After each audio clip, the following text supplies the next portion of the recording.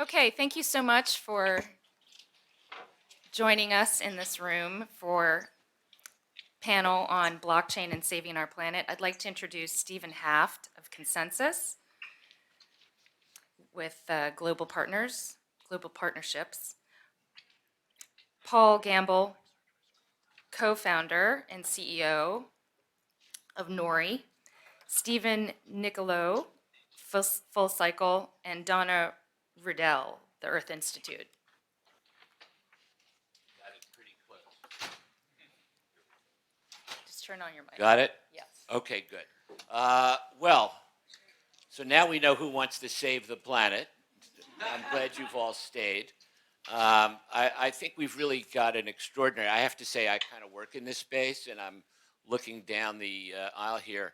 I think you've got a pretty extraordinary opportunity here the next half hour, because the four things we have to do to save the planet from itself are, first of all, we got to start putting fewer emissions up into the atmosphere, reduce emissions. Secondly, we got to take some of the carbon that's up there already. We gotta remove it from the atmosphere. Thirdly, we got to find the money to do all this. And fourth, and really underneath all of it, driving all of it, we've got to build public support to do all of the above.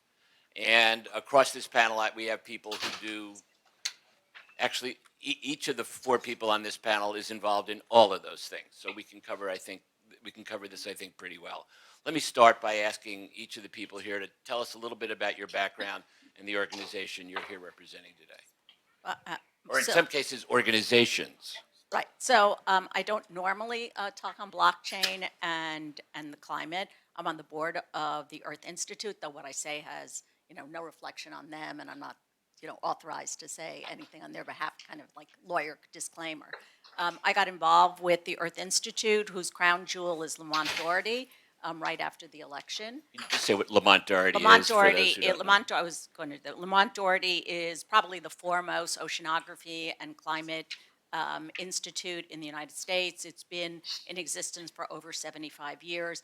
Every single day for the last of those years, it has taken a core sampling of the ocean, with the exception of 1 or 2 days in which it was physically impossible to take that core sampling.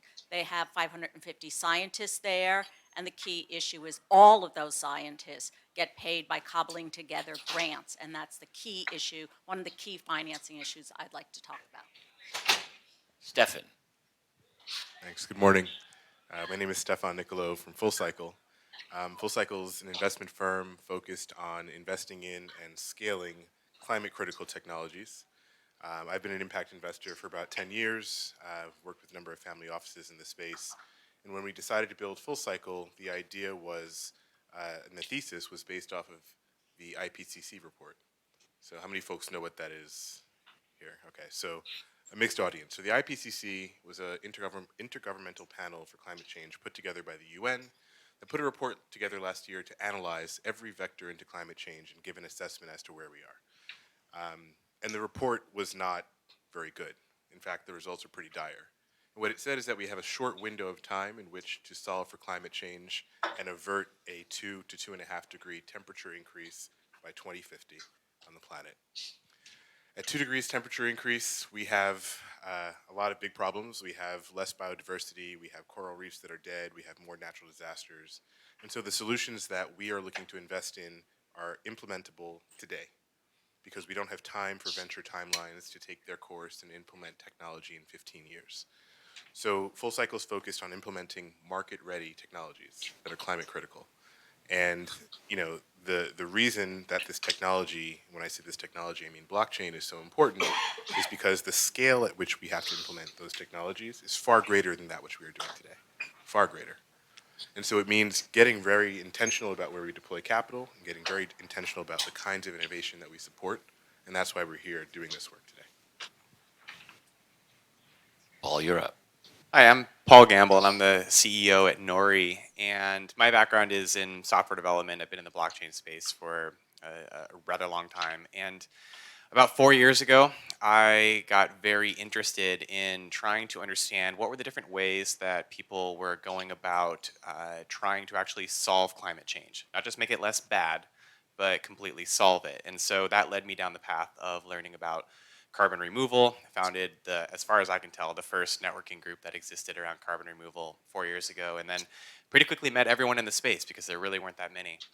And about 2 years ago, several of us got together as co-founders and put together a company called Nori. We actually began here with Blockchain for Social Impact from the hackathon that took place in the fall of 2017. And fundamentally what we're doing is building a marketplace where it becomes very simple for anyone to pay for or get paid for drawing CO2 out of the atmosphere. And reducing emissions is an incredibly important thing, as Stephen mentioned, but it's not enough. Decarbonization is not enough. There are over 1.5 trillion tons of CO2 that have already been emitted into the atmosphere that we need to remove if we want to restore the atmospheric carbon balance back to pre-industrial levels. So we're working initially with farmers across the US who are sequestering carbon in their soils, as well as with food and ag companies who want to be paying their farmers for making that transition.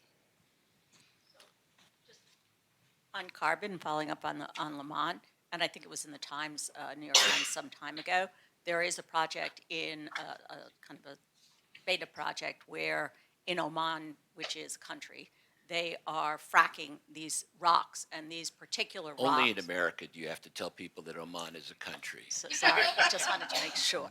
The world's worst joke Like, is, as why opposed- does God permit war to teach Americans geography? They could have thought it was Amman, which is in Jordan. So anyway, if you frack these rocks in a good kind of fracking, what happens is that there's an explosion, and that explosion absorbs carbon dioxide. And so this obviously we'd have to scale it up enormously. There are very few of these amounts of rocks that exist. And I believe in the United States, the only one is in California on an Indian reserve. So I think that's one thing. The other thing I would say, and we heard it a little bit in the panel before, and Stephen said something, and it relates to time. And I don't think that there is this luxury that exists in a lot of philanthropic areas, in a lot of discovery and innovation and scientific research about time. And I was particularly struck by a paper that I read in conjunction with getting ready for this panel, which was done by Professor Gambill, which I highly recommend to everybody, which is called Deep Adaptation, and it is about a map for navigating climate tragedy. So I think that between investing in things and creating innovation, there's the other side of the equation, which says this is happening now, and we don't have time to think about how do you navigate, and discuss. We need to do things immediately in order to avert tragedy. But Donna, you work mainly in the research space. If research's role is to tell the story of the destruction of our climate, that would be an awfully tragic use of your research and your time. The fact is, research needs to drive the public to want to change the course we're on. How effective do you think it's been? Why, frankly, does it appear that no matter how much research comes out, the IPCC reports and so on, there still does not seem to be anywhere near a majority of the public ready to change their lives or change their governments to accomplish this? What do we need to happen in the research space to get there? So I would just correct, I don't mostly work in the research space, but I think there are a couple of things. Number one, scientists are scientists, and they write scientific reports, and they don't normally spend a lot of time communicating those reports into language that we consume, whether it be in in newspapers or television, et cetera. They're actually quite bad at talking about what their research means in a day-to-day, minute-by-minute financing aspect. And most of their financing comes from trying to get grants, and in each one of those grants, they put a little portion for the scientist that gets paid, and they cobble together enough grants that they get some money to be able to live. And so they're a loose network, though at Lamont they're a tight, loose network of scientists that work together. There are increasingly a number of them because of the one, need to get money to actually raise donor funds, that are beginning to be able to go and talk to businesses about climate risk. And so the way in which they talk to business is not about what their research is, but how that research could mitigate business risk, because that's the only thing that businesses really care about, which is how do I mitigate risk, whether it was brand risk or financial risk. Now it's financial risk as when it is related to climate, i.e. if I'm building a building and it's going to be underwater in 2 years, maybe it won't be insurable. Paul, go ahead. So there are already many different methods and technologies for drawing carbon out of the atmosphere, whether through ecological methods like agriculture, forestry, blue carbon, kelp, as well as some of these more industrial approaches like Donna mentioned. Your company is named after kelp. That's right, Nori. That's why. As well as like things like direct air capture. But the problem is that none of these methods have a financial signal yet. There's not enough reason for businesses and entrepreneurs to invest in, to deploy these technologies and scale them. And that's really what's needed, is for people to understand that there's value in removing carbon dioxide, and so that they can forecast that and begin to make preparations to do it. And on the flip side, there is a lot of existing demand out there, like Donna was mentioning, for purposes of risk primarily. Corporations are being pushed by consumers, employees, and shareholders to deal with their environmental impacts. So they very much want to do this, and they just need that financial signal to start. Stephan, please. Sure. So I'm going to say something unpopular, which or controversial at least anyway. The operative word in all of this is scale. And with a short period of time, the plastic straw America revolution. today, this entire conversation is unpopular, I'd say. Perhaps. The plastic straw revolution is not going to save us, right? Micro projects and small things that cannot scale are not going to save us. So we need to get very intentional about not just what we're supporting, what kind of innovation we're supporting, but the capital we're putting to work in that innovation, and then figure out how we scale that. Because the numbers are also pretty bad, right? In renewable, low-carbon infrastructure, which can address the biggest problems, so agriculture, major logistics and industry, other contributors to climate change, the number that we need to put to work is $1.5 trillion per year, every year through 2050, compounding. Today we're at about 350 billion. And that's every government, every DFI, every funder, every investor. So we're way short. And so we need to start thinking collectively about what we support and start ordering how we deploy resources, capital, time, attention into those problems and into those solutions that can address them. How do you at Fullcycle make your decisions as to what to prioritize? So we do have a roadmap for what we want to tackle first, right? So we started with clean energy and with waste, because one of the biggest contributors to carbon emissions is waste in landfill, waste in incinerators, and waste that gets put into the oceans, right? So we created an open loop as humans. We took petrol out of the ground, we spun it around, we heated it up, we turned it into plastic, we used it, and then we threw it in an open pit to degrade into methane that's harmful to the environment. So instead, what we look at is just we say, okay, can a technology at full deployment abate a gigaton of carbon or more per annum at full scale? If it can, that's our first metric where we say, okay, now we can take a deeper look into the technology. And so every firm, our hope is that everyone builds on our block, right? We're building something very different, very innovative, with a roadmap for how we will address the problems. But then we want every other financial institution to do the same thing. I mean, the hope is that, as was said in the prior panel, that in 5 or 10 years or even less time, there's no such thing as impact investing. All investing is impact investing, right? That we start to turn our collective vision towards what it means to have an impact that is outsized and does not give concessions on financial returns. We have to compel people to be invested in these solutions, or they're not going to work. Donna.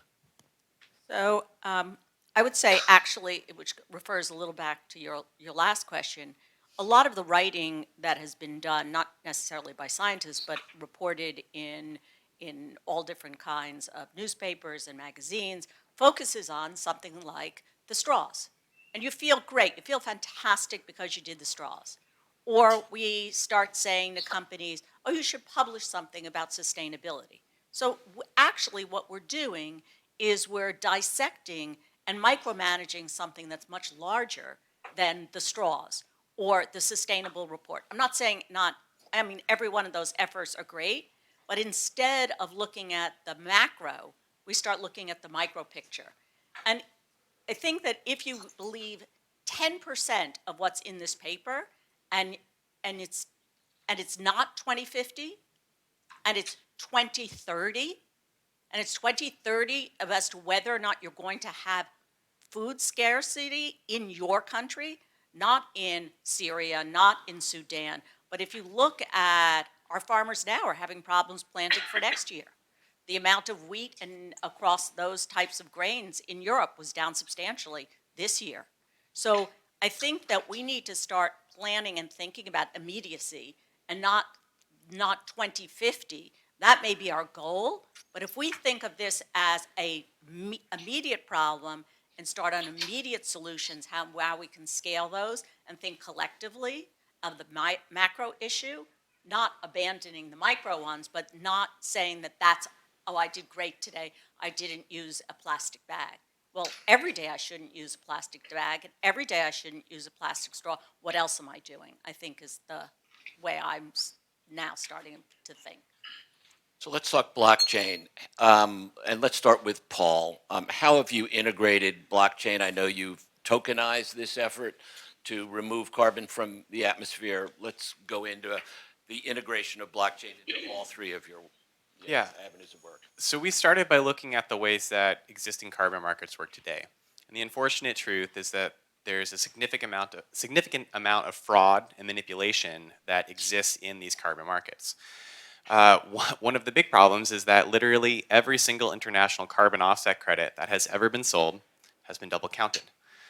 And that's a very straightforward application of where a distributed ledger can keep track of that. And so what we're doing at Nori is when someone removes a ton of carbon dioxide and that gets verified by an independent verifier, we issue them a carbon removal certificate, which is just a non-fungible token on the Ethereum blockchain.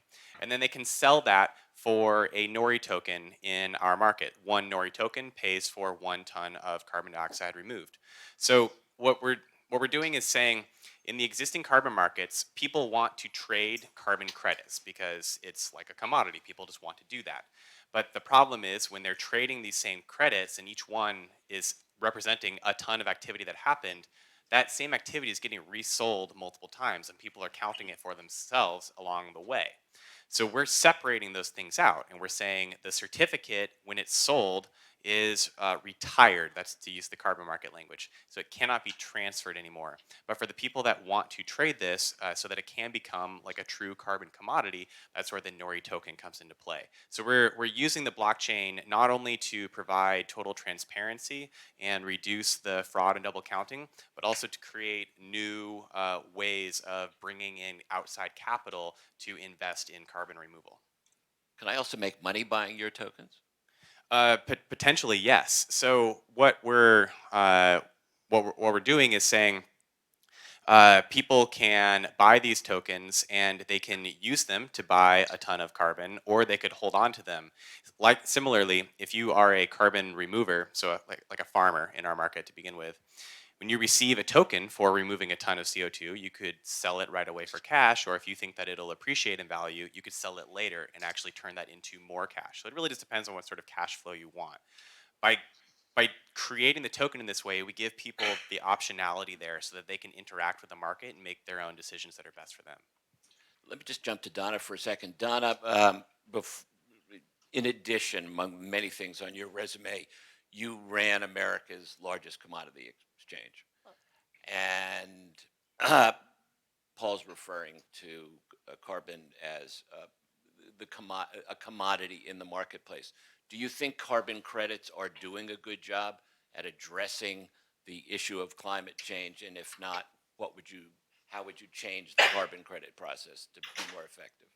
Well, we had an exchange called the Climate Exchange that the great Richard Sandor tried to get off the ground in the United States. In Europe, it did.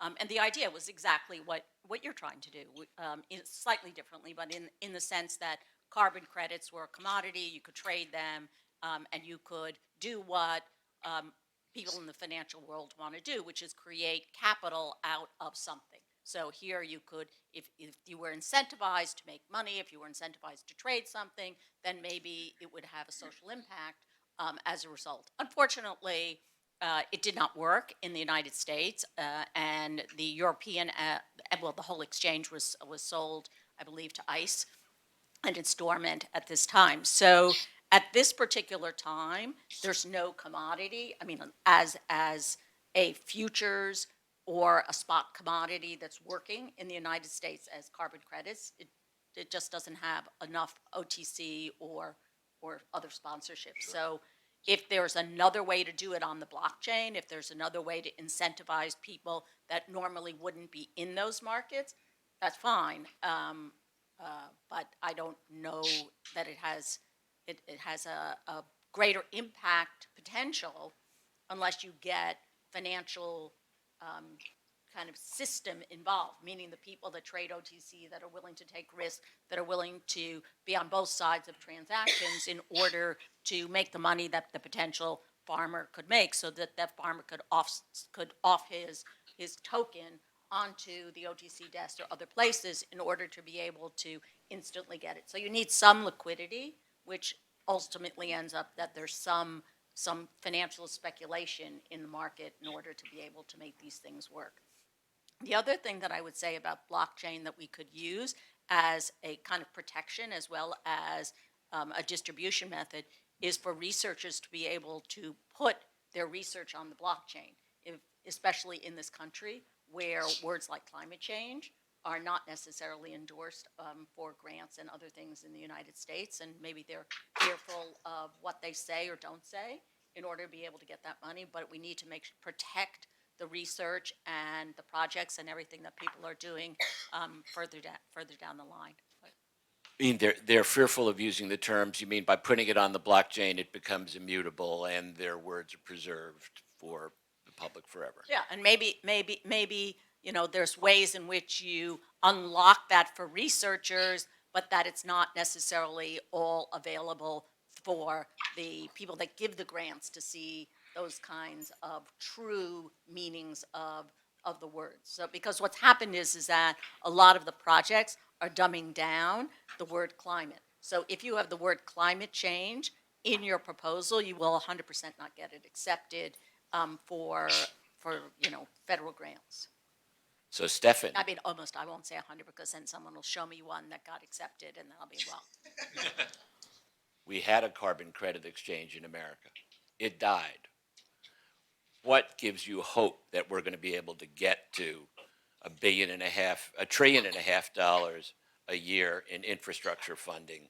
What do you see happening around the globe that gives you any hope? What do you think are the ideas and mechanisms that are being put into place that will allow that kind of money to come into the marketplace, and how are you playing a role in that? So I guess I'm the resident You're it. optimist on the You panel. got a suit on. It comes with wearing the suit. First of all, thank you for everything you guys are doing. The climate crisis is essentially a carbon math problem, right? We are putting out too much carbon, more carbon than the Earth can restore and absorb in a given year and sequester in a given year. So the number is 42 gigatons. The gigaton is 1 billion tons, right? That's how much we're putting out, more than the Earth can absorb. And so every year we're eating into the Earth's regenerative capacity. So last year we ended August 15th was when the Earth could no longer absorb carbon. We were eating into 2019. This year it'll be July 31st, right? We're going back and back and back. So the number 1.5 trillion is not even inclusive of many other aspects of the industries that need to be supported in order for us to eat into that 42 gigaton number. So we have a lot of work ahead of us, and I think, I'm heartened and encouraged by the idea that blockchain as a technology can increase tremendously, by orders of magnitude, the pool of folks who could participate in investing in these solutions. So what I mean by that is there's a tremendous amount of capital sitting on the sidelines globally. I'll give you an anecdote. So when we founded Fullcycle, we started getting and started speaking at conferences like these. My co-founder Ibrahim and I were out there in the world, and what was happening is that people from all over the world were reaching out. We really care about what you guys are doing. We want to participate. Can I give you $1,000 or $10,000 for my retirement? Right? The answer should have been yes, of course, come, build this platform with us so we can start to deploy capital into the solutions that matter. But the reality is that we couldn't. We can't take that kind of money from non-accredited investors. There's a lot of gates in place that are jurisdictional in nature, and so we couldn't take that capital. We know the demand is out there. And in fact, we know that folks all around the world have just a little bit or more of climate anxiety, right? Things are a little off. Natural disasters are happening a little more frequently. Biodiversity is down. Food supplies are down. Disease is up. And so we want to see out of this technology new financial products, new financial innovation that permits everyone to participate in a meaningful way, in a way that's meaningful to them, in the solutions that matter in that order. So that now at that $1.5 trillion number is not so daunting. It's not so unachievable. Neither is abating 42 gigatons of carbon per year. But we have to get there first and start using the technology pointed directly at this problem in this way. So that's interesting, because I know that you guys invest in waste energy. But in addition to that, are you also working on these financial innovations that can get us there? What I can say is, so you're right, we're first investors in waste to energy. We think that's a really great way to tackle the two problems at once, clean energy and removing of waste and abating of carbon. What I can say is that we've been watching this industry for some time. We know everyone in the space, partnering with folks, and what we want to see happen is the innovation necessary so that anyone, the school teacher in Nairobi or the farmer in Nebraska, can participate in these kinds of solutions, in the ownership of these kinds of solutions, and investing in these kinds of solutions. And so it's early days. We're here and ready to be able to participate in that manner. We want to make sure that on the back end, we have the projects, we have the investments that can be supported by that additional capital. So, Paul, Stephan kind of was and wasn't talking about you when he talked about small projects aren't going to get us there. But the fact is, I was here a year ago when you guys won the hackathon and became our first and probably greatest success here at Basic in terms of new companies that have launched out of BSIC. And congratulations, it's thrilling to have you back. But we're a year further into it. You're still, it's fair to say, a relatively small footprint compared to where we need to be. How do you scale? How can people in this room help you scale? How does blockchain help you scale? How can ConsenSys help you scale? Well, we think about each of these different ways of drawing carbon out of the atmosphere as a unique methodology. And each methodology has to have its own accounting rules that are backed by science so that we can measure and verify the carbon removed. Because that's the real challenge here. We can't see carbon dioxide, we can't smell it, so we have to have ways of knowing how much moved out of the atmosphere so that it's credible. So we're focused on regenerative agriculture practices first. So this is farmers reducing tillage and planting cover crops. And we are we're piloting this right now with farmers across the U.S. We have a wait list of over 800,000 acres of farmers that are trying to get in here. So rough rule of thumb is each acre could pull down between 1 to 2 tons of CO2 per year. American croplands alone can sequester 1 billion tons a year, and that's about 10 billion tons a year when we look at the global potential. And that's just agriculture. Forestry worldwide is another 5 to 10 billion. Kelp is another 4 to 5 billion. And then who knows about direct air capture and how these industrial methods scale. So our intention is to start with a specific focus on ag so that the market can get going, and then grow over time and continue to add more methodologies. And in the spirit of the decentralized nature of this, what we really want to see is many more people coming to us with proposals on saying, hey, I have this unique method of drawing carbon out of the atmosphere. I want to get carbon removal certificates in the Nori market for doing so. And then we'll take it and run it through our peer review committee of scientists that we have signed up to help us with that. So where we are right now and what we could use help with is certainly in partnering with various businesses that want to be paying for carbon removal, as well as fundraising efforts. Because that's really the limiting factor right now is how many people can we have working on our team on adding these new methodologies, because the demand to participate on the supply side is overwhelming right now. Can I just add, Please. scalable projects are what we think will work, and I think you're very scalable. So no shade in your direction. Yeah. Can I wanted to add a few things. One was you mentioned disease. And one of the ways in which blockchain might be able to help is as a source of information globally for people to know what they can do when X happens. So as a small little example, in Africa, and I don't remember exactly which country it was in, long ago, they migrated to a higher plane. And the elders were willing to give up a certain kind of economic life for their people in order to have protection. And the protection was in a cooler climate from malaria.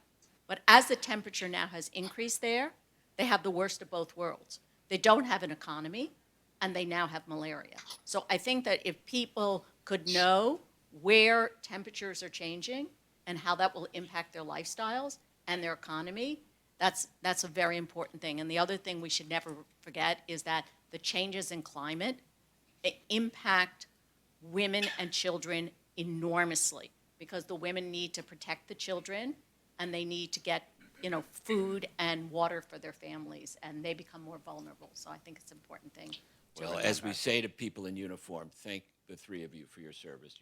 All three of you are doing extraordinary work. And I hope you've all gotten something out of these last 30 minutes, and our speakers will hanging around for a bit. We're going into a break, and thank you all for coming. Thank you very much.